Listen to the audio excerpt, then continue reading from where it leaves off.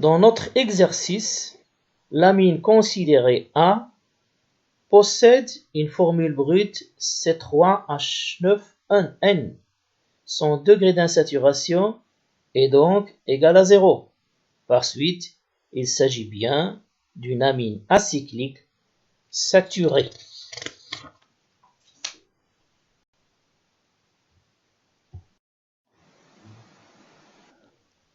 A1 est un isomère de A, et donc une amine. Elle réagit avec le chlorure de benzène sulfonyle, qui est un agent de sulfonation.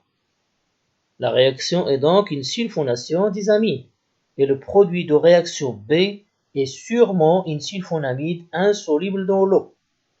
Puisque la sulfonamide B réagit avec la soude, qui est une base, on déduit qu'il porte un hydrogène acide sur l'atome d'azote, et que B' est son sel correspondant, très soluble dans l'eau.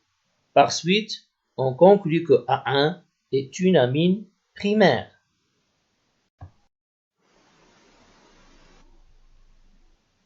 Pour une formule brute C3H9N, deux structures d'amines primaires sont possibles pour A1.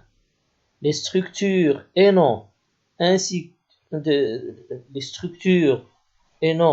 de A1 ainsi que ceux des produits B et B' correspondants sont dans la diapo présentée devant vous.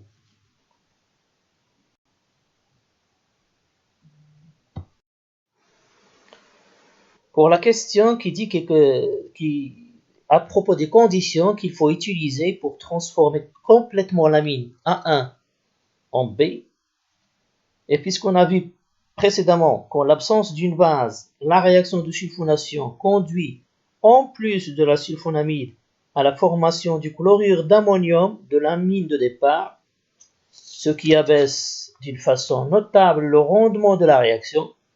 Et pour remédier à ce problème et transformer complètement l'amine A1 en B, il va falloir effectuer la sulfonation en présence d'une base plus forte que A1.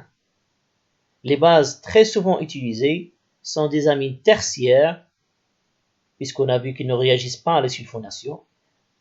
Donc, exemple d'amines tertiaires utilisées, la pyridine ou la triéthylamine.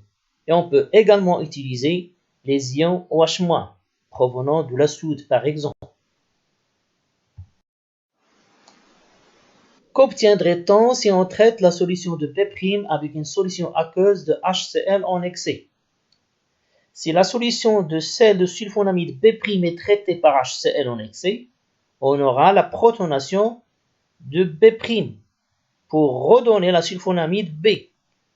Et on observe un milieu hétérogène, une précipitation de B, qui est insoluble dans l'eau.